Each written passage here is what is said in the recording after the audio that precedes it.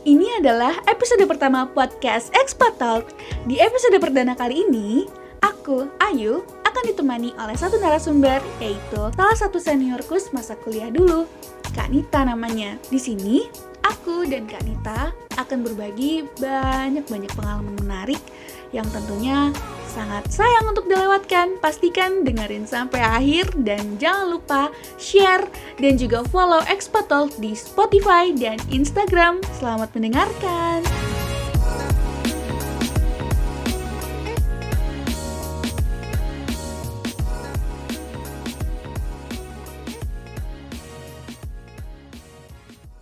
Oke, terima kasih Kak sebelumnya udah mau nyempetin waktunya nih. Ya, sama-sama. Ya, toh. Berarti sekarang emang lagi libur atau gimana Kak? Ya, hari ini libur kebetulan. Bidang apa ya Kak kerjanya? Kalau aku itu di pengolahan makanan. Tapi bukan pengolahan makanan, salah. Apa namanya? Di fasilitas perkebunan dalam ruangan, horticulture. Jadi itu tuh budidaya jamur. Oh, tapi berarti kalau Kanita tuh lebih ke nge-manage ininya kali ya, pekerja-pekerja Nah, dari orang Indonesianya kali ya? iya. Jadi di sini kan Gino Jisuse ya. Di sini tuh Oh, itu tuh ada Gino ya? Gino Jisuse. Ada 15 orang Indonesia yang kerja di sini. Nah, kebetulan dulu itu di LPK pengirim di Indonesia, aku itu mengajar di sana. Mm-mm. Kebetulan di sini juga ada permintaan harus ada leadernya lah gitu yang membimbing ya. Ngebimbing teman-teman Gino Jisuse di sini. Berarti kalau kayak gitu nanti ada kemungkinan juga setelah pulang ke Indonesia bakal dikirim lagi mungkin ya? Ada aja Ada nanti. kemungkinan. Iya, pengennya di tempat lain sih ya. Iya ya, tapi mungkin aja nggak sih? Soalnya dikirimnya kan nggak di situ-situ aja kali ya? Iya, tergantung apa namanya permintaan KUMI, asosiasi yang di sininya kan. Mm-mm. Berarti belum berkecimpung di dunia Mm. pekerjaan yang ini. Mm. Sebelumnya Pertama kali. di Kaisya perekrutan juga ya, cuman mungkin Mm. beda lah. Iya, dulu sempat di perekrutan semacam headhunter gitu. Mm-mm. Swasta di perusahaan swasta di Indonesia. Kebetulan perusahaannya juga perusahaan Jepang, tapi memang belum lama sih ya, kurang lebih 1 tahun di sana waktu itu. Iya ya. Mm-mm. Terus pindah, akhirnya berangkat lagi deh ke Jepang. Iya. Nah, pertama-pertama bekerja di bidang yang baru ini, menemukan sesuatu yang sulit untuk beradaptasi gitu misalnya. Ya, gimana ya? Kalau dibilang sulit juga semuanya pasti sulit sih ya kalau misalnya apa namanya baru pertama kali gitu, sama Iya sih. sama kayak baru pertama kali kerja gitu kan, butuh waktu. Ya, masa-masa sulitnya 3 bulan pertama lah ya rata-rata. Harus tahu medan lah ya pokoknya. Apalagi kan kalau hitungannya pertama kali kerja di Jepang lah ya. Mm-mm. Apa namanya, tinggal di tempat baru, suasana baru, orang-orangnya baru. Terus kan bidangnya khusus gitu, budidaya jamur, Mm-mm. pengemasan makanan, sebagainya. Itu kan dari segi bahasa juga apa? Ada istilah-istilah khusus lah ya. Betul, betul. Harus banyak belajar istilah-istilah baru ya, Kak, jadinya. Perlu dipelajari sih itu. Terus banyak etiket-etiket lah, etiket bekerja yang cukup berbeda lah ya antara di Indonesia dan di Jepang tentunya. Nah, itu boleh diceritain nggak, Kak? Entah Hmm. misalnya awalnya kan mungkin nggak menerapkan itu ya di Mm-mm. Indonesia. Terus pas udah bekerja di Jepang akhirnya menerapkanlah beberapa hal. Ya, kalau yang paling kuat gitu. Yang pertama karena ini kan pabrik ya, ada perusahaan office-nya, ada juga pabriknya, kojonya. Kalau di Jepang itu kan yang paling pertama basic sekali gitu kan, itu aturan tentang GOS tuh, 5S, Seiri, Seiton, apalagi tuh Seiso. Wah, aku nggak tahu. Apa itu? Oh iya, beda ya. Kalau misalnya di bahasa Indonesianya itu apa? Rapi, tertib, resik, kemudian apalagi ya? Kok aku jadi lupa ya. Intinya itu suatu peraturan dalam memelihara tempat kerja gitu, dalam membangun tempat kerja. Contoh kecilnya sih seperti selalu menjaga kebersihan lingkungan, terus memilih mana yang peralatan mana yang misalnya sering digunakan, mana yang sudah tidak terpakai, macamnya. Jadinya kan kalau di pabrik itu kan banyak sekali ya, misalnya barang yang barang yang hari ini pasti dipakai gitu. Barang yang dipakainya hanya sebulan sekali ada, barang yang bisa langsung habis juga ada. Jadi dalam manajemen barang tersebut ya diperlukan kesadaran akan hal itu gitu. Untuk selalu menata rapih barang-barang itu. Basic sekali. Terus sih yang lainnya tentang etika itu dari mulai aisatsu atau menyapa, kemudian tentang hubungan antara senpai, senior dengan kohanya atau juniornya, dan juga atasan gitu kan. Tapi Nah, itu selebihnya ya katanya sih hierarkinya ini banget ya, Kak. kelihatan.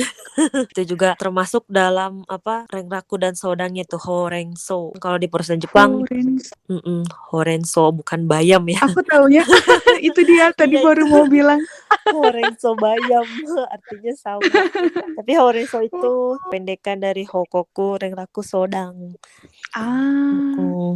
Jadi hokoku itu kan artinya melapor, renraku itu menghubungi, sodang berdiskusi. Jadi kalau ada tiga apa-apa, hal itu yang utama ya. hal itu yang paling utama. Jadi terkait itu juga di perusahaan Jepang. Kalau perusahaan beras kan kadang tuh hierarkinya misalnya dari kita punya ide atau saran, kita bisa misalnya langsung sampaikan ke bos paling atas misalnya kan. Itu kan kalau di Jepang itu nggak bisa. Jadi harus ke pembimbing satu dulu misalnya, terus ke supervisor 2, terus ke supervisor paling utama, baru ke atas langsung gitu ya. Jadi itu yang lumayan taiheng gitu mungkin ya di awal-awal. Karena kadang kan kitanya mungkin agak gimana gitu. Biasa misalnya dulu pas di sekolah atau kuliah, kitanya biasa ngobrol langsung sama kepala sekolah kah, atau kepada langsung ke dekan lah macamnya.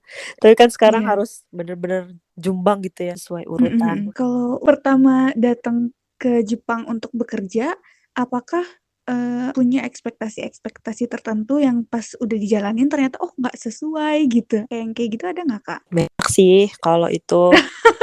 Banyak sih ya pastinya. Aduh. Pertama sih mungkin dari soal sosial sih ya, masalah sosial. Gimana ya namanya orang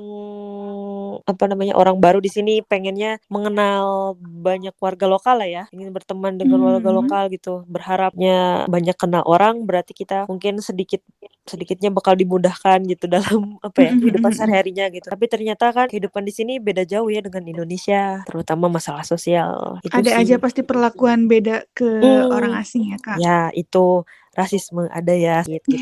Terus kan di sini juga dari lingkungan rumah saja kan kalau kita ada ya kehidupan bertetangga gitu, pasti gimana gitu ya. Tetangga itu pasti orang yang pertama kali kita bakal minta tolong lah gitu. Bakal kita sapa tiap harinya. Pokoknya kan kalau di sini terasa jelas bedanya gitu kan, kehidupan bertetangga dengan Indonesia. Kalau di sini kan masing-masing ya, bahkan sama tetangga sebelah tuh kalau nggak kenal pun wah itu wajar gitu kan kalau di sini. Kalau aku sih di Indonesia juga kayak gitu, jadi nggak ada bedanya. Jadi nggak terlalu beda ya. Iya. Kalau aku sih rumah di ini sih bukan komplek atau apa, jadinya kalau nggak kenal tetangga itu wah julid. Paham kan? Bahkan kalau di Indonesia mah bisa aja tetangga tuh udah jadi kayak saudara sendiri ya, karena udah misalnya bertahun-tahun tinggal berdampingan gitu kan. Aku mungkin karena tinggalnya pindah-pindah juga, jadi nggak ada tuh deket sama tetangga. Tapi kadang enak sih kayak gitu. Iya, yang nggak terlalu diurusin gitu. Bener-bener. Tapi di sini tetangga pun kan aku di 205 tuh, tetangga aku di nomornya 203, yaitu satu perusahaan. Tapi dia itu maupun di sini ataupun di perusahaan itu ya pura-pura nggak satu gedung. Masa? Iya. Nggak pernah ngobrol sama sekali? Nggak pernah. Basa-basi gitu? Aisatsu doang palingnya? Nggak juga? Tapi kalau di perusahaan ya ngobrol biasa, profesional aja gitu. Maksudnya, hari ini cuacanya bagus ya, gede-gede. Wah, produksi hari ini meningkat ya, gitu. Konsumennya, wah sangat loyal, bla bla bla. Seputar itu aja kerjaan gitu. Tapi nggak pernah ngebahas kalau misalnya kita satu gedung gitu. Ataupun kalaupun di rumah pun, misalnya lagi di parkiran nih, dia mau parkir mobil, ketemu pura-pura nggak kenal.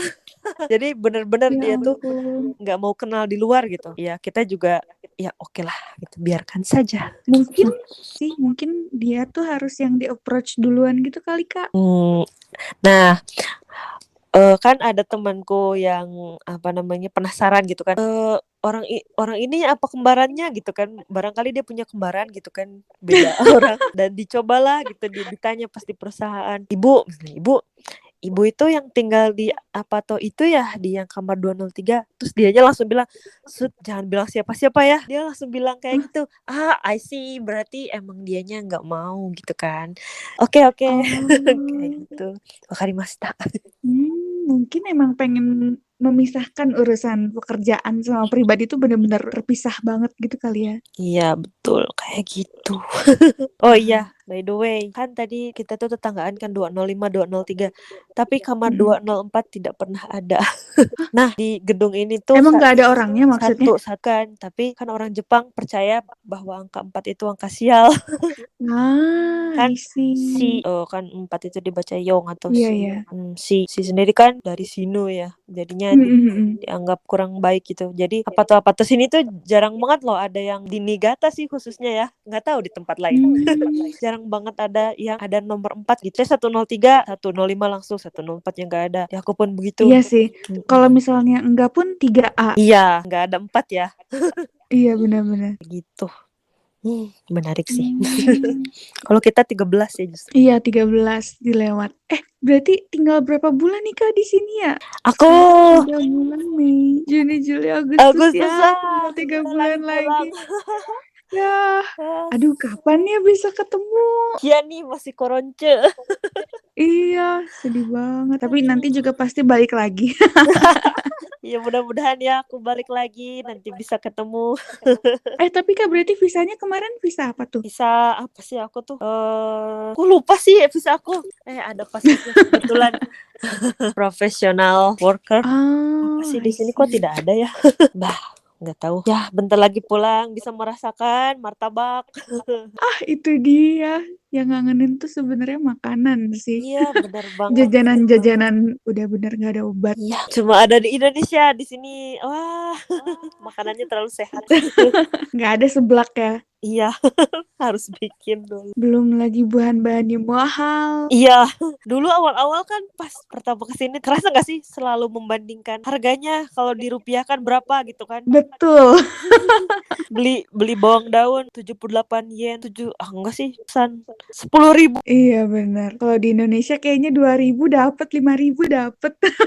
Sedih kan kalau mau belanja tuh dikerupiahin dulu tuh nggak belanja ujungnya.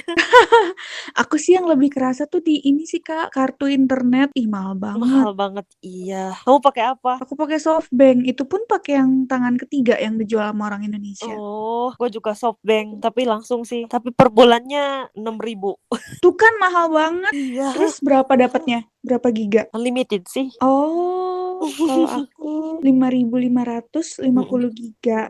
Terus telepon sama SMS unlimited. Nah, iya, sama sih. Ya, segituan lah ya, sama lah ya, kurang lebih. Mahal. Asli mahal banget. Mahal banget. Duh, kamu gimana Baito di sana? Baito ya. Kalau aku sih awal-awal Baito kerasa banget apa ya, mungkin karena di Indonesia aku belum pernah kerja yang beneran kerja gitu Kak. Kan paling magang, terus sempet part time juga kan. Tapi ya di gitu-gitu doang sih, nggak ada, maksudnya nggak merasakan drama-drama bekerja yang gimana gitu kan. Terus pas sekarang tuh ngerasa gimana bapernya ketika ada showing yang tidak menyenangkan gitu kan. Iya. Iya, Terus betul sekali. kayak awal-awal tuh aku kalau baper di kerjaan tuh bapernya bisa lama awet gitu. Tapi kesini-sininya tuh kayak ya udahlah. Udah ikhlas.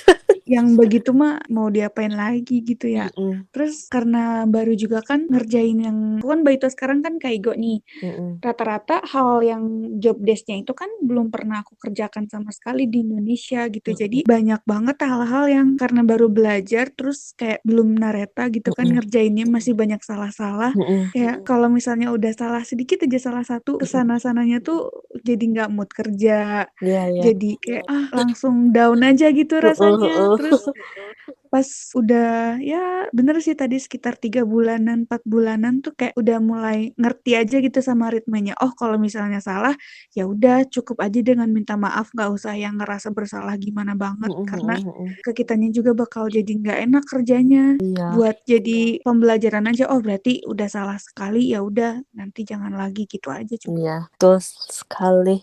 Ya namanya juga belajar sih ya. Siapapun kalau kerja sih pasti dari yang nggak tahu apa-apa. Bener sih, iya Kak. Dan aku tuh ngerasa ternyata pergi jauh tuh bikin kita tuh lebih mengenal diri kita sendiri ya nggak sih? Betul. Kita tuh apa ya, bergulat dengan emosi kita sendiri gitu. Bener bener bener. Kayak ketika aku tuh ngerasanya ya ketika kita lagi ada pas masih di Indonesia tuh kalau ada masalah tuh gampang gitu larinya. Kalau Mm-mm. di sini kan seenggaknya, wah mau gimana nih kalau ada apa-apa harus menyelesaikan sendiri gitu loh. Mm-mm, mm-mm, mm-mm. Jadi sebisa mungkin kitanya tuh lebih berpikir gimana biar bisa lebih bertanggung jawab. Itu sih Mm-mm, yang kerasa banget. mm-mm. Itulah hikmahnya merantau. Betul betul betul. Aduh, Langsung jadi mikirnya kemana-mana gitu loh Kak. gimana? Kayak mungkin kalau misalnya posisinya aku bekerja di Indonesia nih, Mm-mm, terus aku baru kerja 3 bulan kayak gini, terus ngerasa nggak cocok, pasti aku pengen keluar dengan mudahnya. mm-mm, mm-mm. Kalau misalnya di sini, gimana Terpaksa caranya mau harus keluar lanjut gitu. gitu kan? Iya, Nah, terpaksa harus terus dihadapi. jadi bikin sebuah pemahaman juga kalau oh gak cuman bekerja aja loh yang kayak gini, masuk juga misalnya ke relationship gitu. Mm-mm. Kayak kayaknya dulu memang aku tuh mudah banget buat putus tuh karena ini deh kayak orangnya tuh nggak mau berjuang gitu kayak Iya ya. udah nemu yang nggak enak sedikit udah Nggak gitu. nggak mau, aku Tapi nggak mau, aku nggak bisa. betul. Cari pintu lain Terus gitu tapi kan. kalau dipikir lagi tuh kayaknya kalau misalnya kitanya berusaha lebih untuk nyari solusi, sebenarnya bisa diperjuangkan loh, bisa diperbaiki loh gitu loh. Jadi mikirnya kemana-mana dari satu pengalaman di sini tuh. Betul. Sama sih. Kan waktu itu pernah dibahas ya, Iya. Dasar. ternyata setipe. Tapi kayaknya ya hampir semua kayak gitu deh. Proses lah ya, proses Proses. pendewasaan. Ya, betul. Pokoknya harus fase itu tuh harus bisa kita jalani, kita lewati dulu. Baru Betul, betul. bisa berdamai lah gitu kan sama diri sendiri. Bener. Kalau misalnya belum merasakan titik baliknya, bakal gitu-gitu aja Gitu. sih Ya kayaknya. Tapi bener-bener. nanti juga pasti ada waktunya. Maksudnya setiap orang kan timeline-nya beda-beda ya. Bener. Kalau misalnya Gak kita ada yang sia-sia sih jadinya. baru sekarang pun gitu, ya nggak apa-apa, nggak ada yang telat kok ya. Betul, betul, betul. Jadi kadang suka gemes aja gitu sama orang yang ngerasa ketika dia udah menjalani sesuatu ya, baik itu hubungan, pekerjaan, apapun itu. Misalnya dia Mm-mm. udah ngejalanin terus itu tidak works gitu kan. Terus Mm-mm. dia merasa itu tuh sia-sia. Iya, Itu enggak. Justru itu tuh yang membuat kita tuh jadi belajar gitu. sebenarnya titik awal sih ya. Betul, betul. Titik awal. Pokoknya gagalan itu ya sebenarnya pembelajaran sih ya. Mm, Sukses mm, yang mm. tertunda gitu. Betul, betul. Itu yang ada di sampul buku zaman SD nggak sih? Bener. Aduh, ya Aduh. ampun. Iya sih, masih panjang perjalanan. Iya. Tapi aman lah ya Kak sama yang sekarang. Ah, aman, masih aman. Masih aman. Mudah-mudahan aman terus. Berarti udah berapa ya? Udah setahun lebih lah ya? 3 tahun. 3 tahun? Iya, Dari awal ya? dari Loh, awal. iya bener ya. 3 Kok aku tahun. ingetnya kayak baru gitu ya? Sudah 3 tahun.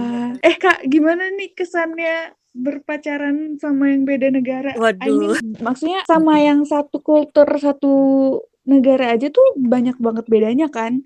Apalagi ini sekarang sama yang beda Beda. negara, beda kultur. Iya. Terus gimana Kak pengalamannya? Ya, ada yang menarik gak nih? Pengalaman yang menarik apa banyak. Pertama Mungkin ya Mochirong atuh dari bahasa gitu kan.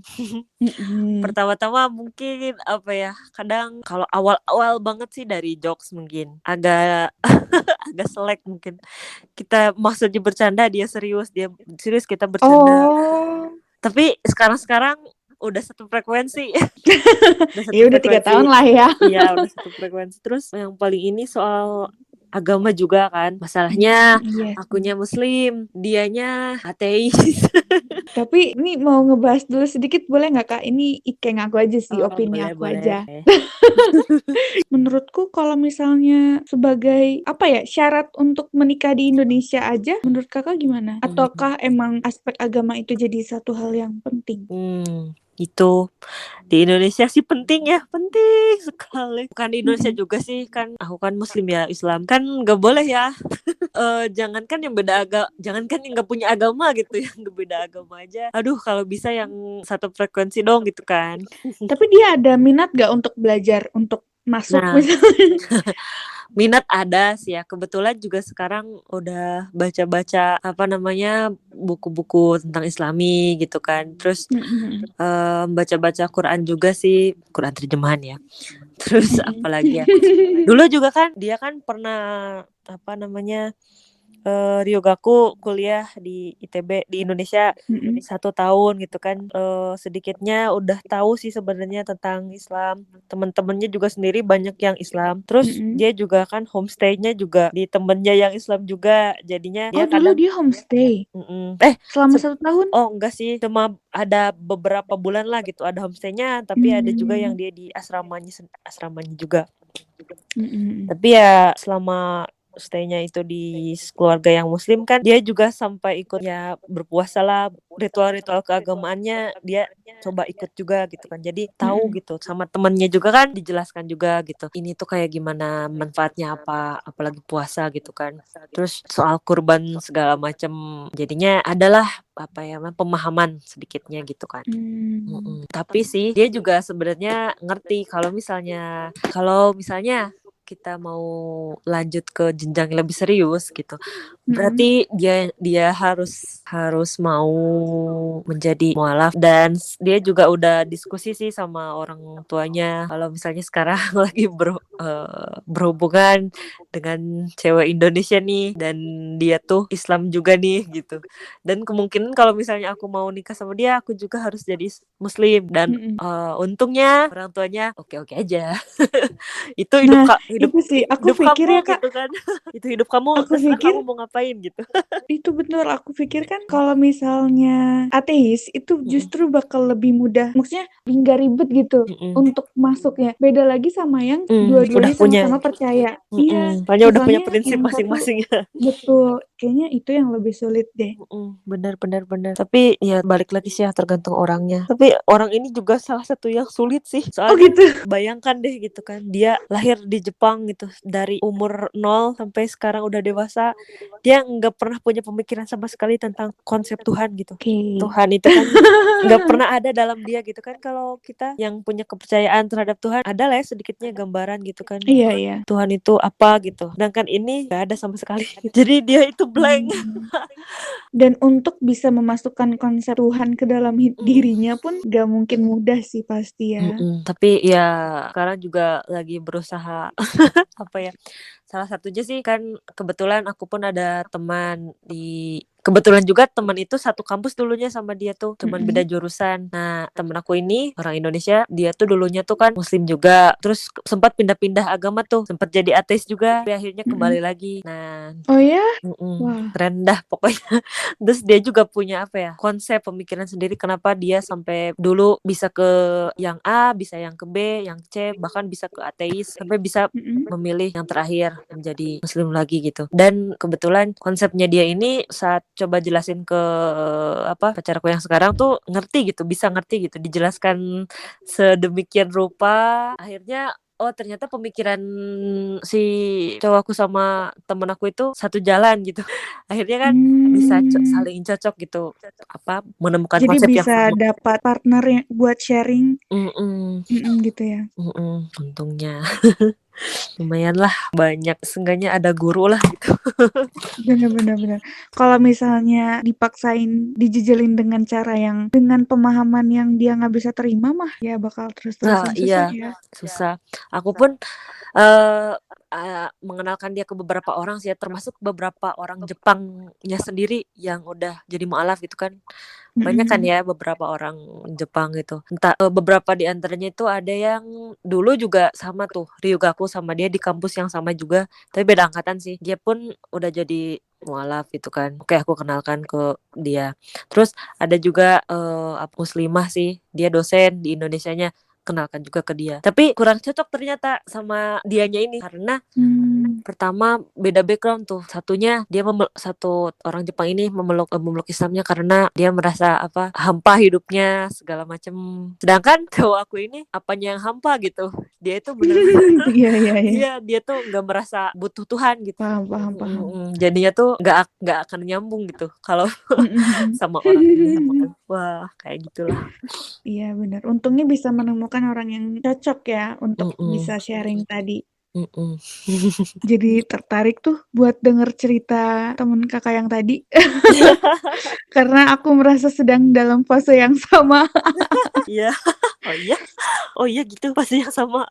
Iya, jadi dari pas kuliah sih. Maksudnya sebenarnya aku merasakan keraguan terhadap agama aku Mm-mm. sejak SD. Mm-mm. Cuman aku nggak mengutarakan ke siapa-siapa kan. Cuman kayak aku dulu waktu kecil biasalah ya ngaji-ngaji sore gitu kan. Mm-mm. Terus kayak setiap materi yang disampaikan tuh apa ya? Aku tuh selalu punya pertanyaan-pertanyaan atas apa yang materi yang disampaikan itu gitu. Mm-mm. Terus kok gini sih gitu. Cuman Mm-mm. ketika aku mengutarakan tuh yang didapat adalah malah, "Oh jadi kamu meragukan, itu tuh Mm-mm. bukan hal yang harus dipertanyakan," gitu-gitu kan kayak, Mm-mm. "Loh Oh nggak boleh loh, kritis ya gitu ya. Ya. nggak bisa dipaksain ya kalau misalnya Mm-mm. emang meragukan, gimana caranya mau percaya?" Gitu loh jadinya. Mm-mm. Terus muncullah waktu kuliah, udah mulai bebas kan sendiri, Mm-mm. terus mulai bisa bergerak dengan luas. Mm-mm. Misalnya aku ke gereja gitu-gitu, Mm-mm. terus mulai belajar yang lain, Mm-mm. aku merasakan sebenarnya jadi semuanya tuh sama aja gitu. Mm-mm. Ajarannya tuh intinya mah satu gitu kan, Mm-mm. cuman caranya aja yang beda. Mm-mm. Terus dari situ aku jadi merasa jadi makin nggak percaya sama agama jatuhnya. Oh I Kayak see I see. Ya ya ya. ini tuh bisa aja tahu, ini tuh sebuah hasil pikir seseorang gitu di masa yang lalu. Mm-mm. Gitu-gitu. Jadi untuk sekarang sih aku lebih kayak, ya udah sih hidup-hidup di dunia mah kita perlu untuk bersikap baik aja sama orang, nggak Mm-mm. bersikap jahat aja Mm-mm. udah cukup sih, kurasa. Mm-mm. Jadi aku sih nggak mengimani salah satu ya untuk sekarang. Ya ya ya. Oke, nanti aku kenalkan sama temanku. Siapa tahu bisa Yeay. jadi itu mendiskusi juga enak kok. Iya, aku suka penasaran gitu sama tadi fase yang dia lalui dari dia tadinya Mm-mm. meragukan, nggak Mm-mm. percaya, sampai akhirnya bisa jadi percaya tuh Mm-mm. apa yang menjembataninya gitu. Mm-mm. Mm-mm. Iya iya, butuh berbagai macam pengalaman sih ya.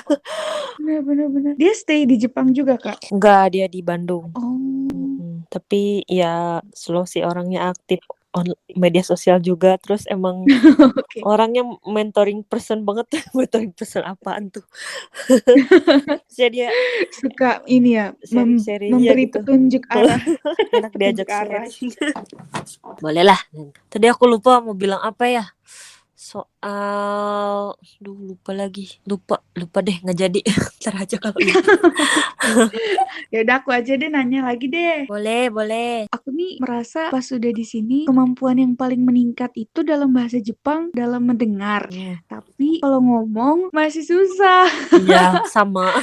Gimana ya tipsnya biar ngomongnya bisa lebih cepet mikirnya? Kalau aku tuh lama sama mikirin bunpo. Tapi sama loh. Struggle di situ juga. Gak Aduh. percaya. Ih, sama. Kalau cokai atarimae ya, karena kita tiap hari dengar orang ngomong kan ya. Mm-mm. Sama Iya. baca juga kan, karena tiap hari lihat. Mm-mm. Tapi justru aku pun struggle untuk ngomong loh, karena di sini tuh gak cuma orang Indonesia sama Jepang aja kan. Di sini ada berbagai negara, ada Kamboja, Vietnam, Filipina. Di situ mereka pun bahasa Jepangnya pakai logat mereka sendiri. Terus susah dimengerti gitu ya. iya, terus kayak kadang aku tuh menyesuaikan logatnya mereka loh. Ah, iya. Iya. Jadinya Bisa aduh gitu. susah bahasa Jepangnya kembali. Terus kalaupun ngomong bahasa sama orang ke orang Jepang gitu, jadinya kita tuh ngerasa apa ya, parameter Jepangnya kita tuh ketahuan gitu, segimana bisanya. Terus jadinya tuh apa ya, aduh nih orang Jepang ngomongnya jago banget nih.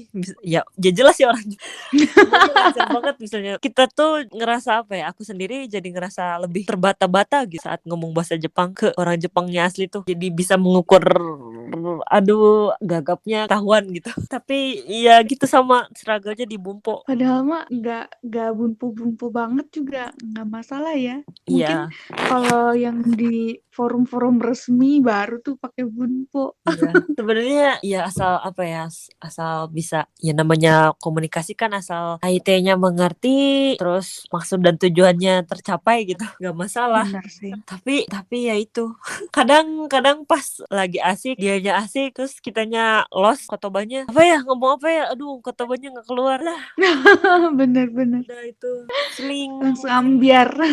biar harus terus latihan. Pede sih ya kuncinya tetap pede. Bener-bener bener. Iya sih. Terus nggak bisa dipungkiri sih ya. Kalau aku ngerasanya mungkin beda kultur ya kalau misalnya aku ngelihatnya gitu ya. Hmm, Kayak kenalan-kenalan aku yang dia orang Indonesia tapi dia kerjanya di Jepang sebagai kayak shine gitu ya. hmm, Kayaknya nggak begitu ada perasaan inferior superior gitu dalam hmm, menjadi gaikokujin. hmm, Beda sama yang rah biru gini lah. hmm, Gitu. Nah, kalau di dalam sektor-sektor kayak gini tuh aku merasa ada sebuah pandangan orang Jepang bahwa orang-orang kayak Asia Tenggara gitu-gitu, hmm. orang-orang yang di bawah mereka gitu loh. Iya yang ngerti Jadi sama sih aku juga. Iya ada beberapa mungkin nggak semua orang Jepang tapi ada lah ya gitu kan iya, rasa ya orang kadang mereka tuh kadang gini semua orang yang orang luar gitu yang ke Jepang itu ya cuma buruh lah gitu mau mereka kerjaannya bagus ataupun enggak ya tetap buruh gitu mesti tetap di bawah mereka gitu ada sisi itunya sih. sebenarnya kalau dari sisi buruhnya sendiri orang mau kerja apa juga kalau masih kerja sama orang Iya mah namanya buruh ya. buruh. Iya benar-benar. Tapi ya itu egonya mereka sih. Mungkin karena background negaranya sendiri kan ya mono kan. Kalau di kita kan banyak gitu kan. Iya Udah benar-benar. biasa. Sedangkan di sini orang Jepang ya satu orang Jepang. Bahkan di sini Iya juga sih. ada kan ya apa di Niigata pun ada apa namanya half orang Mm-mm. Jepang sama orang Nepal misalnya orang Jepang sama orang Filipina. Orang Jepangnya pure blood gitu. Pure blood orang Jepangnya tuh kadang merasa apa ya mereka tuh masih superior gitu dibandingkan orang-orang yang half padahal orang Oh, half sendiri ya lahir di Jepang berbahasa dan Jepang gitu berketurunan Jepang. iya gitu tapi tetap aja ada bedanya. Aku ngerasanya tuh kayak, oh ternyata tadi kan aku sempet nanya tentang ekspektasi ya Kak, Heeh. soalnya aku tuh bener kayaknya anak-anak sas Jepang emang tipikalnya gitu nggak sih? Yang apa Kayak ekspektasi tentang Jepang tuh tinggi gitu, iya yang aku apalagi lihat soal sih gitu ini ya. kalau aku sih ya kan dulu tuh sering ada banyak kan Ryugakusei dari Jepang gitu kan yang Mhm, di Indonesia terus mereka tuh bisa mhm berbaur mhm. dengan mudahnya bisa Bener, bisa punya dapat banyak teman gitu kan segala macam iya, ada lagi di kantin digerombongin ada di sini bener pokoknya bener. mereka tuh nggak pernah Itu sepi gitu kan semua inget orang gak ingin anak-anak Waseda iya waktu tahun 2016 ya? heeh. Pokoknya setiap orang ingin berteman lah gitu mereka gitu Iya, tapi kan ianya gitu kita kan berharap ya oh mungkin kalau kita ke Jepang pun kayak gitu kan kurang lebih gitu mhm tapi mhm. kan ternyata waduh Terbalik ya. iya Mereka tuh ya walaupun banyak juga sih sebenarnya yang interest sama Gaikokujin, mm tapi kayaknya lebih banyak yang enggak. iya iya gitu yang udahlah gitu bukan urusan aku gitu kan Mhm. ya gitu Bahkan ada juga yang merasa mungkin, "Ih, apa sih aneh banget orang-orang itu." iya Kayaknya gitu. gitu deh kesannya. Iya bener bener bener bener. Bahkan aku juga sering sih gitu lihat apa namanya diskusi di forum gitu yang apa Ryogaku di Jepang gitu. Bukan di tapi Ryogakusennya bukan di kota-kota besar kayak di Tokyo gitu. Tapi lebih Mhm terpencil Hokkaido lah, Kyushu lah, Shikoku gitu di pulau-pulau mhm. selain Honshu. Dan mereka itu bahkan ya struggle-nya kayak gitu. mereka tuh berharap punya teman banyak gitu, tapi ternyata mereka tuh sama sekali gak diperhatiin bahkan gitu. Bahkan di apa ya, dimaklumi gitu. Misalnya, dia mah gaikoku lah, pantas kayak gini ya. Oh, nggak apa-apa, Iya, nggak apa, nggak bener-bener apa gitu. bener-bener. I see gitu. Jadi kan Sebel gimana ya? banget kalau udah kayak gitu emang. Bahkan di luar-luar apa daerah-daerah terpencil kan apa namanya minat apa interest terhadap gaikokujinya itu kadang rendah gitu kan. Jadinya Bener-bener. menjalani hari-hari itu kurang semangat gitu kan. Berat gitu ya. Iya, Bener-bener. aduh kasihan. Banyak sih yang kayak gitu. Lihat cerita-cerita kayak gitu. Aku sih sebenarnya aku pribadi belum pernah merasakan ya, belum pernah ngalamin gitu. Cuman dengar-dengar dari senpai yang udah 1 tahun 2 tahun kerja di sini, Mm-mm. baik itu di sini pernah beberapa kali katanya kalau misalnya ada satu tuh miss gitu ya, Mm. tapi nggak tahu nih siapa yang salah. Yang pertama kali dicui itu pasti Gaikokujing.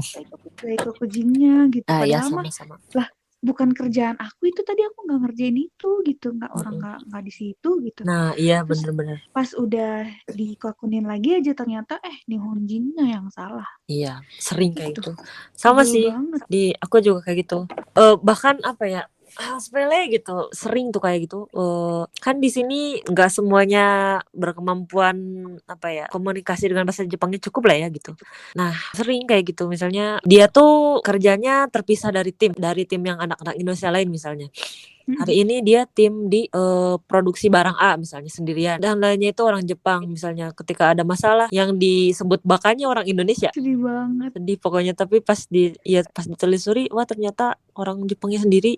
Itu sering banget sih. Kalau misalnya kita nggak menunjukkan taring sih bakal terus kayak gitu pokoknya. Itu caranya gimana, Kak? Bagaimana cara Pokoknya menunjukkan taring yang benar? harus apa ya, harus bukan kelihatan pinter sih ya, harus pinter aja gitu. Terus kayak harus Ih, berani berani iya. mengkritik kalau bisa sih, berani misalnya doste gitu, jangan apa ya, jangan takut untuk bilang doste doste desu ka gitu, apa ya, kenapa nani ga machigai arimasu ka gitu, apa sih, apa yang salah gitu, harus berani nanya lah gitu, minta penjelasan. Itu jangan diem-diem baik gitu kalau bahasa entengnya. Iya iya aja gitu ya. Jangan kamu ini ya harusnya gini, hai sumimasen. Oke lah, sumimasen dulu, tapi hai sumimasen. Kesananya. De, sore wa Iya iya. gitu-gitu. Coba jelasin lagi dong, setsumeste merhatiin desu ka gitu. Minta jelasin gitu. Pokoknya jangan sampai iya aja dan minta maaf doang gitu. Minta maaf dan coba jelasin gitu. Kalau aku di sini ya, maksudnya di sini kan diminta sebagai pembimbing juga, sebagai leader juga, ya pasti nggak mau lah gitu. Maksud ada yang diperlakukan kurang enak kayak gitu. Pastilah harus memunculkan cakar gitu. Biar merekanya nggak berani asal ngomong aja. Dan masalahnya nggak cuma ada pekerja dari Indonesia aja kan, dari negara lain pun banyak. Jadinya menimbulkan persaingan tersendiri lah ya. Kalau misalnya ada satu anak yang salah kan satu negara di bawah. Oh iya kah? Beratnya di situ. Tapi yang nggak cuma di sini aja kan, di semua Jepang juga kayak gitu kan. Misalnya kemarin ada kasus Gino Jisuse orang Vietnam kan, mereka kan terkenalnya, bukan terkenal karena satu kasus mereka ada yang ketahuan ngutil, ada yang Ngutil tuh apa, Kak? apa ngutil barang, mambiki itu apa, Iya. tahu kan, maksudnya ke drugstore misalnya maling satu barang, dua barang Iya. gitu. Jadinya image Jisuse Vietnam itu jelek gitu kan di semua orang. Bahkan ada di suatu, aku lihat di channel YouTube-nya apa namanya, Nichibei, itu kompetisi pidato se-Jepang. Ada peserta dari Vietnam. Sampai komentarnya itu komentar buruk semua dari orang Jepang. Pulang kamu ke Vietnam gitu, jangan sampai ke Jepang lagi. Kita nggak butuh apa tukang maling kayak kamu, bla bla bla bla. Wah, pokoknya Sedih banget. padahal dia sendiri kan maksudnya anaknya pinter gitu, ikut pidato lah segala macem gitu, mengumumkan pendapat, kerjaannya bagus. Tapi kecipratan juga yang kayak gitu. Pokoknya ya kelakuan kita tuh, kita bawa negara lah gitu kan, kita di negara lain, kita pun merupakan representasi negara kita sendiri gitu. Quotes yang sangat bagus. Jadinya Bener sih, berat aku sih, juga berat jadi baru ngeh sekarang nih. berat. Aku juga, aduh, kemarin juga ada anak-anak internship kan, di tempat aku pun ada anak internship ya dari mahasiswa gitu kan. Ada anak internship Indonesia, mereka tuh kebiasaan nongkrong di 7-Eleven. Mm-mm. Nongkrong sambil apa, biasa kan kalau di Indonesia ya sambil ngopi gitu sambil ngerokok, anak-anak mahasiswa kan Mm-mm. nongkrong duduk-duduk. Kalau di sini nggak Terus gitu ya, nggak ada itu nongkrong-nongkrong sambil ngerokok sambil ngopi sambil duduk tuh sambil ngobrol. Aduh, akhirnya mereka dibubarin sama polisi karena pihak 7-Eleven-nya itu nelpon polisi gitu karena mereka kelamaan nongkrong. ya Digiring ke ampun. apa toh ya kan, jadinya Indonesia lagi yang kena. Iya Aduh, benar. berat sih tinggal di luar negeri itu. Iya. Itu yang sebelumnya nggak pernah aku bayangkan, kayak apalagi mungkin karena aku punya keinginan untuk pergi dari circle aku yang sekarang gitu, Mm-mm. sebisa mungkin mau mau pergi jauh deh gitu. Mm-mm. Yang ada di pikiran aku adalah sebuah ekspektasi bahwa dimana ketika aku jauh dari rumah, Mm. hidup aku akan menjadi jauh lebih baik nih gitu. Nah, terus pas sudah nyampe di sini, pas sudah ngejalanin, Tidak semudah itu berkali-kali Ferguson. lipat beratnya ternyata ya.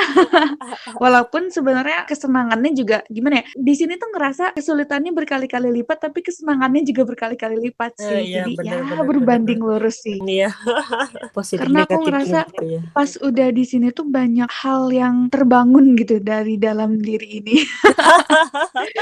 Kayak waktu di Indonesia tuh nggak ada keinginan buat keluar ya, boro-boro lah. Maunya tuh cuman rebahan. Iya, iya benar-benar sama sih. Sama sih. Pas udah di sini tuh walaupun cuman sekitar-sekitar Gifu aja gitu ya, yang deket-deket, tapi untuk explore tuh seneng banget gitu. Even cuman jalan kaki, naik sepeda, keliling-keliling gitu. Masih baru juga, terus ada uang juga. Bener sih. Terus ada nggak ada orang-orang. Sebenarnya kadang aku juga suka sih dengan orang Jepang yang nggak peduli sekitar tuh. Mm-mm. Jadinya kita juga sama sih, maksudnya mau bergaya seperti apapun bodo amat, Bener. mau ngapain sih sebenarnya ya bodo amat. Sebenarnya di sini tuh bebas tuh ya bebas gitu. Tapi apa ya, bener sih, kalau misalnya kamu gak punya prinsip hidup, mau menghancurkan diri sendiri pun di sini bisa gitu ya. Bener. Misalnya buruk-buruknya mau jadi alkoholik ya gampang, tinggal beli di minimarket juga banyak. Iya. Terus misalnya parah-parahnya mau misalnya apa jadi pekerja malam banyak gitu. Iya bener. Tinggal Apalagi udah baito di cukup tempat umur. malam. Heeh, misalnya Legal kan? iya legal. Mau apa lagi, mau kerja jadi bintang dewasa, oh boleh banget gitu. Iya. Apalagi cowok katanya lagi kekurangan aktor di sini. Iya, lagi kekurangan aktor. Tapi ya gitu, dengan konsekuensi setelah terjun di dunia kayak gitu nggak bisa terjun ke jadi apa orang biasa lagi, nggak bisa. Oh iya kah? Iya banyak sih apalagi buat cowok nanti setelah sekali terjun itu nggak akan bisa ngambil pekerjaan reguler seumur hidup. Itu karena apa kak? Mungkin apa ya, mungkin bisa asal nggak ketahuan gitu. Tapi kalau misalnya sekali ketahuan, wah namanya nanti di up di mana-mana gitu. Apalagi perempuan sih, perempuan jelas nggak bisa ya. Paling baito pun yang nggak langsung apa face to face dengan orang lain gitu. Mungkin kalau misalnya baitonya misalnya dia di kitchen misalnya, dia masih bisa lah. Tapi tetap aja sih, karena mungkin begini apa namanya bakal mengganggu bahkan karyawan yang lain gitu ya. Kebayang aja sih misalnya masuk restoran A, misalnya tahu salah satu karyawannya tahu, oh dia mantan artis nih, mantan artis dewasa nih, wah ntar ramenya satu restoran. Dan Bener bahkan sih, mungkin jadi nama restorannya jelek gitu ya. iya, nama restorannya gimana dan di dalam kalangan karyawannya pun misalnya ada yang terpikiran untuk melakukan hal-hal bodoh gitu kan, pasti ada lah gitu. Kasian juga Kesadaran sih. kayak gitu tuh. Memang. Tapi yang kadang salut juga sih sama orang Jepang. Mereka tuh nggak punya agama kan kebanyakan, tapi mereka tuh punya prinsip gitu. Benar. Mereka tuh nggak diajarkan untuk, kan kalau misalnya di agama-agama gitu kan diajarkan untuk berbuat baik untuk mendapatkan pahala gitu kan, untuk mendapatkan karma baik misalnya. Tapi kalau orang Jepang kadang prinsipnya tuh sederhana gitu kan, berbuat baik karena hidup itu cuma sekali gitu kan, berbuat baik untuk habit yang lebih baik aja gitu. Iya, Habit aja gitu, sesimpel itu.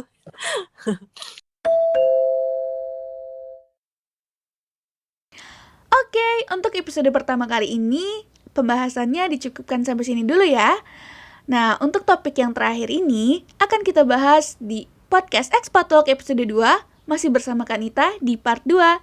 Untuk itu, jangan lupa cek update terbarunya dengan follow Expat Talk di Spotify dan Instagram. Terima kasih untuk teman-teman yang sudah mendengarkan. Semoga kalian suka dan sampai jumpa di episode selanjutnya.